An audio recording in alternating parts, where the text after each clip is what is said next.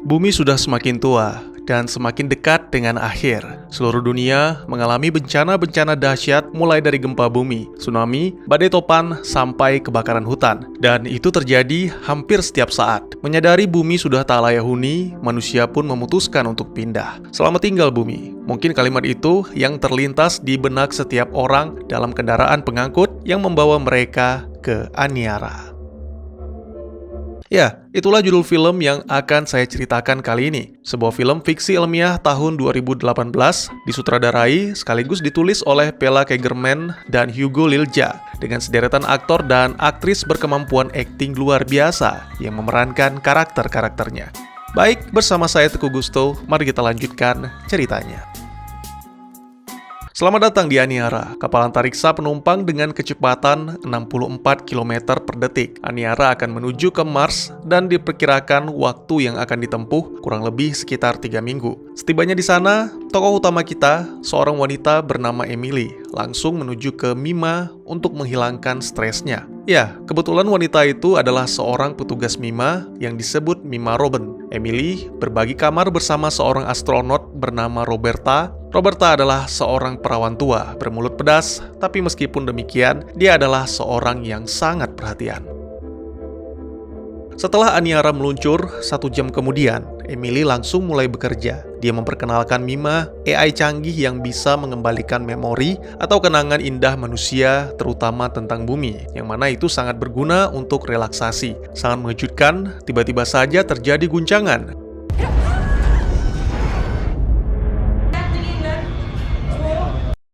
Sang kapten, yaitu Chevron, mengumumkan tentang kecelakaan yang sangat amat jarang terjadi. Aniara dihantam oleh puing, dan demi menghindari puing-puing lain, pilot terpaksa melakukan manuver. Namun tidak hanya itu, hantaman tersebut mengenai reaktor sehingga mereka terpaksa membuang seluruh bahan bakar, dan kini Aniara tidak bisa kembali ke lintasan Mars. Namun para penumpang tidak perlu khawatir, karena mereka sedang menuju ke konstelasi Lyra. Lalu, ketika menemukan benda langit atau planet, Aniara akan menggunakan gravitasinya untuk kembali ke lintasan. Tidak bisa diperkirakan kapan mereka akan menemukan planet, tapi sang kapten meminta semuanya mempersiapkan diri karena kemungkinan lebih dari 2 tahun lagi. Tentu saja itu membuat seluruh penumpang dilanda kepanikan. Bahkan ada yang secara tiba-tiba menjadi histeris karena tidak bisa bertemu dengan anaknya, sehingga langsung dilarikan ke Mima. Chevron mengumpulkan seluruh kepala staf untuk membicarakan tentang daya dan persediaan Aniara. Tidak ada masalah dengan oksigen, karena tanaman ganggang bisa terus tumbuh. Namun untuk bahan makanan sangat-sangat terbatas. Oleh karena itu, kapten meminta pihak restoran untuk mengolah tanaman ganggang menjadi makanan. 3 minggu sejak peluncuran Aniara, seharusnya para penumpang sudah tiba di Mars. Tapi kini mereka terjebak dalam kapal raksasa tanpa arah, tanpa tujuan. Hanya harapan yang masih mereka miliki dan mimpi akan kenangan masa lalu. Semua itu dapat dinikmati dengan Mima. Ya, pasca pengumuman sang kapten, Mima menjadi tempat yang paling sering dikunjungi penumpang. Pastinya itu membuat Emily kerepotan, tapi para kru kapal hanya mengabaikan dan berjanji akan mengirimkan beberapa kru untuk membantu. Emily pun bertanya-tanya, sebenarnya kapankah mereka akan menemukan benda langit dan kembali ke jalur Mars? Dia iseng bertanya kepada teman sekamarnya, Roberta. Lama menunggu, Roberta sama sekali tidak menjawab, tapi hanya menjelaskan bahwa tidak ada jawabannya. Tidak ada yang tahu kapan mereka menemukan benda langit. Bahkan yang terdekat saja yaitu GM-54 berjarak sangat jauh, yang mungkin usia mereka tidak cukup untuk mencapainya. Seketika kepanikan melanda Emily. Segala hal telah dilakukan, berjalan-jalan dan mabuk-mabukan. Namun itu sama sekali tidak membantu, hingga akhirnya dia menggunakan Mima untuk merasakan suasana hutan dan melangkah di atas daratan. Keesokannya, seorang pria tua terpaksa diamankan petugas karena mengamuk di tengah-tengah penumpang setelah mengetahui bahwa mereka tidak lagi memiliki harapan. Emily pun menghampiri pria itu, mengajaknya ke Mima. Namun sangat disayangkan, tokoh utama kita malah dianggap sebagai iblis yang menipu. Emily didorong dan diludahi di depan para petugas. Wanita itu pun menegaskan bahwa Mars bukanlah surga. Planet itu sangat dingin, manusia ditempatkan di dalam bangunan-bangunan khusus, sedangkan yang bebas berada di luar hanya tumbuhan-tumbuhan tertentu saja. Ucapan Emily mampu menenangkannya beberapa menit saja ketika menatap luar angkasa pria itu kembali mengamuk, sehingga terpaksa dilarikan ke Mima. Peristiwa tersebut akhirnya membuat Emily bertemu dengan kapten untuk mengutarakan keinginannya. Sang kapten pun tidak bisa lagi menyembunyikan kebenaran. Jika waktunya telah tiba, dia akan mengumumkan kepada seluruh penumpang bahwa kini mereka akan membangun planetnya sendiri di Aniara.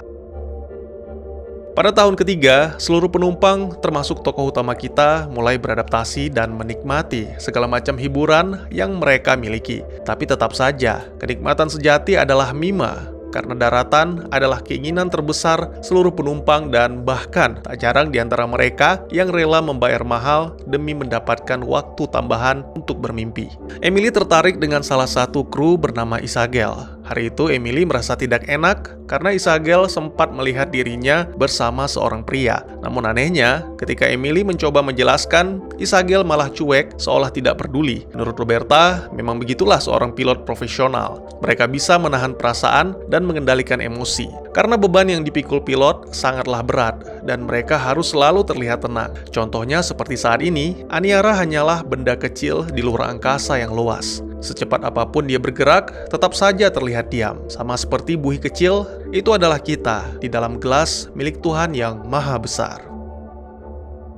Emily kembali menggunakan Mima. Tidak bisa dipungkiri bahwa dia hanya manusia biasa yang juga merasa panik dan membutuhkan ketenangan. Namun hari itu ada yang berbeda. Tiba-tiba saja, angsa yang melayang dalam mimpinya lenyap begitu saja dan cahaya yang dikeluarkan Mima berbeda dari biasanya. Beberapa menit kemudian, pelayanan pun dibuka. Seperti biasa, tempat itu dipenuhi pengunjung, bahkan ada antrian panjang yang menunggu di luar. Sangat mengejutkan, tiba-tiba saja Mima mengatakan hal-hal aneh sehingga membuat seseorang bermimpi buruk. Semua pengunjung terpaksa dibangunkan dan Emily menemui kapten untuk meminta izin agar Mima diistirahatkan selama 1 bulan. Namun bagi sang kapten, itu terdengar seperti omong kosong. Dia memaksa Mima agar tetap beroperasi, sehingga keesokan harinya, AI itu mengucapkan hal-hal aneh tentang kutukan manusia dan akhirnya terbakar.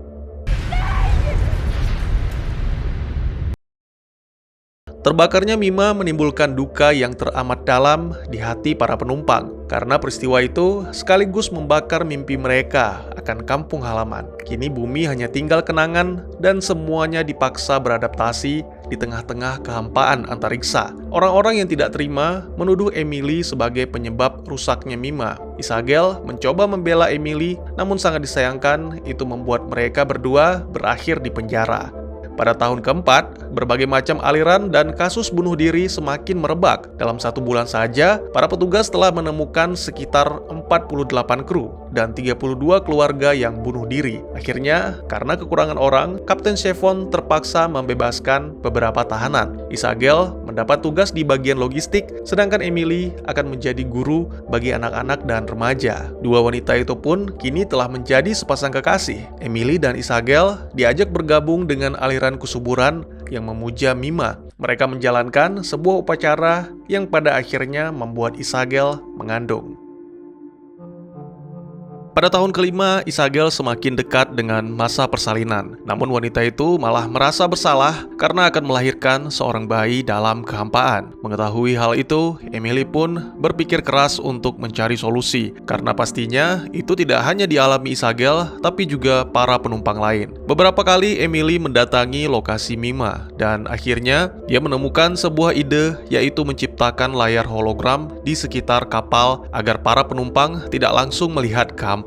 Emily pun menemui Kapten Chevron untuk membicarakan hal itu. Sayangnya usulan tersebut ditolak mentah-mentah karena tujuan sang kapten adalah mendirikan planet dan manusia harus bisa beradaptasi atau mati karena masalah kejiwaan. Beberapa bulan kemudian, akhirnya Isagel melahirkan seorang bayi laki-laki. Sikapnya sama sekali tidak berubah, wanita itu bahkan sempat ingin membunuh bayinya. Beruntung, beberapa saat kemudian, seorang kru menghampiri Isagel dan atas perintah kapten, Isagel kembali menjadi pilot. Sebuah kabar gembira dari Roberta bahwa dirinya telah menemukan anomali yang kemungkinan satelit probe atau pesawat tim penyelamat. Tapi yang pasti, setelah dipindai, benda itu membawa bahan bakar. Dengan penuh sukacita, Kapten Chevron mengumumkan kabar gembira tersebut. Diperkirakan benda itu akan mencapai Aniara dalam waktu kurang lebih 1 tahun. Pada tahun ke-6, beberapa remaja mulai dilatih menggunakan tombak atau jangkar untuk menangkap probe. Ya, kini jaraknya sudah semakin dekat, oleh karena itu mereka bisa memastikan benda tersebut. Sayangnya, ketika berhasil membawa satelit itu ke dalam Aniara, ternyata bahan bakarnya tidak sesuai. Maka mau tidak mau, seluruh tim harus berusaha keras mengolahnya agar bisa digunakan. Berbulan-bulan telah berlalu, tapi para anggota tim masih tetap belum mendapatkan apapun. Kekhawatiran kembali melanda Roberta yang sudah putus asa menyebarkan berita kegagalan mereka kepada seluruh penumpang, dan tentu saja itu menimbulkan kepanikan. Roberta pun telah diberi peringatan keras, namun karena tetap melawan, akhirnya Kapten Chiffon terpaksa membunuhnya. Mungkin kita masih hidup, tapi kini sedang berada di dalam peti mati raksasa dan tinggal menunggu waktunya tiba. Itulah ucapan terakhir Roberta sebelum kematiannya. Kepanikan dan keputusasaan kembali melanda para penumpang. Selain bunuh diri, tak sedikit dari mereka yang meminum obat penenang dan berpesta pora demi melupakan kehampaan yang terus menghantui. Tiba-tiba saja terjadi guncangan dahsyat. Lagi-lagi Aniara masuk ke dalam badai puing dan itu menyebabkan ratusan orang tewas. Hanya kapten dan beberapa kru yang tersisa masih tetap kuat demi memenuhi ambisi mengubah Aniara menjadi planet. Pria itu bahkan memberikan izin kepada Emily untuk menciptakan layar hologram serta mengirimkan beberapa remaja untuk membantunya. Beberapa minggu kemudian, Emily pun berhasil menyelesaikan pekerjaannya. Kini semua penumpang bisa kembali menikmati pemandangan bumi kecuali Isagel dan anaknya. Ya, sepulang kerja, Emily menemukan Isagel tewas akibat gantung diri dan bayinya dibunuh dengan cara ditenggelamkan. Pada tahun ke-10, senyuman telah benar-benar hilang dari wajah para penumpang, bahkan termasuk sang kapten yang pada hari itu menyerahkan sebuah penghargaan kepada Emily atas jasanya menciptakan layar hologram. Lalu pada tahun ke-24, sebagian besar manusia telah mati, dan yang tersisa hanyalah para pengikut aliran kesuburan yang kini menyembah bintang agar diberikan cahaya. Film pun ditutup dengan menampilkan tahun ke-5.981.407, di mana Aniara hanya menjadi kapal yang beku tanpa kehidupan. Kini kapal itu telah berada di konstelasi Lyra, ditarik menuju ke sebuah planet yang hijau dan sangat mirip dengan bumi di masa lalu. Apakah ada peradaban di sana, atau masihkah ada yang tersisa di Aniara? Dan tamat. Ini film apaan sih bang? Film gak jelas? Bingung bang. Semua orang mati setelah kapal keluar jalur. Terus apa gunanya ini film menceritakan panjang lebar jika ujung-ujungnya mati juga? Film yang buang-buang waktu. Ya mungkin pernyataan seperti itu terlintas di benak kalian ketika pertama kali menonton Aniara. Tapi jika menontonnya lebih dari sekali, mungkin kita akan menemukan jawaban yang tentunya menurut pandangan masing-masing. Oke, yang menjadi pertanyaan adalah menyelamatkan diri dari apa? Kebosanankah? Menyelamatkan diri dari diri sendiri yang mulai menggila atau apa? Kita lihat di awal film, umat manusia berhasil meninggalkan bumi yang hancur untuk mendapatkan kesempatan kedua di planet Mars. Sayangnya mereka tidak pernah tiba di planet merah itu, tapi kesempatan kedua didapatkan di Aniara. Di sana mereka tidak disakiti, tidak ada bencana ataupun kehancuran, namun ada hal lain yang tidak kalah mengancam, yaitu ketakutan. Ketakutan akan kehampaan, ketakutan akan ketidaktahuan, dan ketakutan itu juga yang akan membuat para penumpang menjadi gila hingga akhirnya berujung pada kematian. Masalah utamanya adalah para penumpang kesulitan beradaptasi. Dalam sebuah scene, sang kapten langsung menjelaskan niatnya mengubah Aniara menjadi planet baru. Dari sini bisa ditarik kesimpulan bahwa Chiffon telah menyadari bahwa Aniara telah berubah dari kapal penyeberangan antar planet menjadi kapal yang akan diwariskan dari generasi ke generasi. Tapi sama seperti penumpang lain, sang kapten juga sebenarnya gagal menerima hal itu, walaupun telah berusaha selama bertahun-tahun. Jadi dia memilih untuk memberikan harapan yang tidak mungkin, yaitu kembali ke jalur Mars. Dia bahkan masih memberikan harapan yang sama setelah membunuh salah satu astronotnya, Roberta. Padahal kematian wanita itu bahkan membuat Aniara menjadi lebih jauh dari jalan pulang. Ini menggambarkan gagalnya seorang pemimpin yang menjadi awal dari penindasan.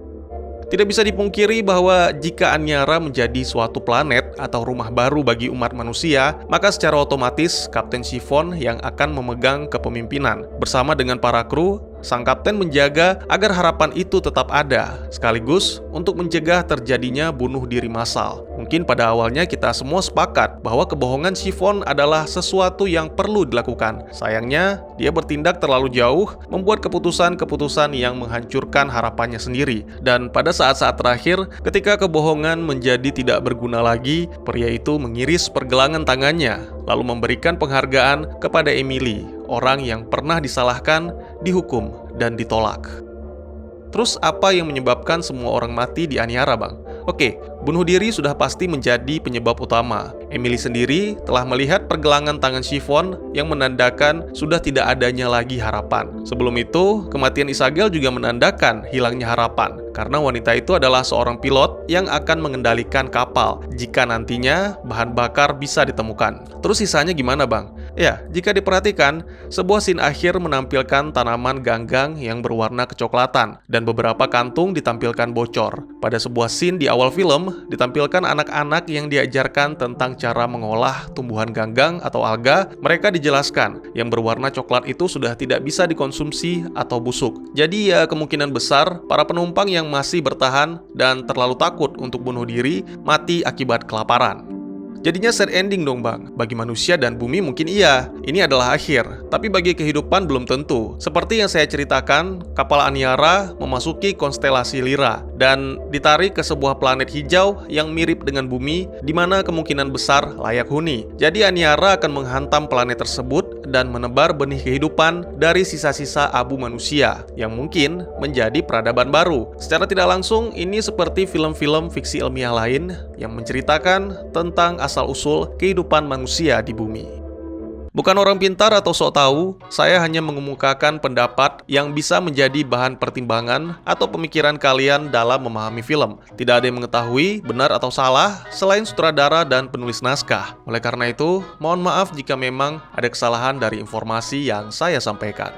Dan juga bagi teman-teman yang punya teori tentang film ini ataupun ingin berdiskusi, atau mungkin juga teman-teman punya referensi film lain untuk kita review, silakan tuliskan di kolom komentar atau bisa DM ke Instagram saya di @teguhgusto. Insya Allah pasti akan saya baca. Mari kita jadikan kolom komentar sebagai sarana penambah wawasan dan menciptakan jalinan persaudaraan, bukannya malah menjadikannya sebagai tempat pembulian sehingga menciptakan permusuhan. Sekian dulu videonya dan jangan lupa untuk dukung terus channel ini dengan cara share, like, dan subscribe karena dukungan dari kalian sangat berharga bagi saya demi perkembangan channel ini. Saya Gusto, sampai jumpa di video selanjutnya. Tetap semangat, tetap bersyukur setiap hari. Dadah!